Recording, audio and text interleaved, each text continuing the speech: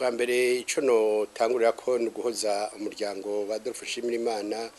no guhoza umuryango wa Mbonimpa Ndamuhapore. Ica kabiri novuga nuko ubwo bwicanyi mbere sabo babiri gusa murumva amatwa dusumira umengo hari n'abandi babasoda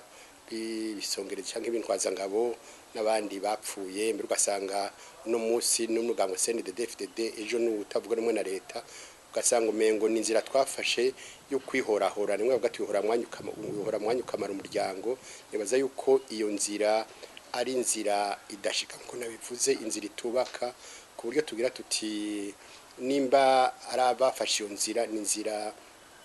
izotigiha umukaga tugasaba mbere cyane umukuru w'igihugu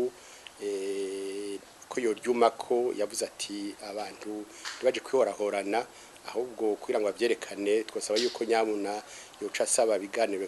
gatangura mu maguru masha kuko nukuri ni batangwe guhiga uno munsi ngo naka kubera batavuga rumwe na leta ugasanga baciye ku ngombo ejo bagahira kuyundi bukeye uwundi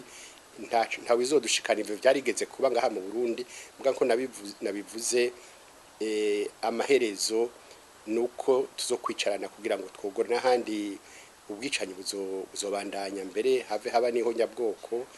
ivyo rero ntawe vyereye ngaha mu Burundi canke mu karere tugasaba mbere ko namakungu yuhaguruka hakiri kugira ngo ahate leta hate mbere n'abatavuga no mu leta kugira ngo vuba na bwangu itangura ivyo biganiro ko niyo nzira y'urukiza.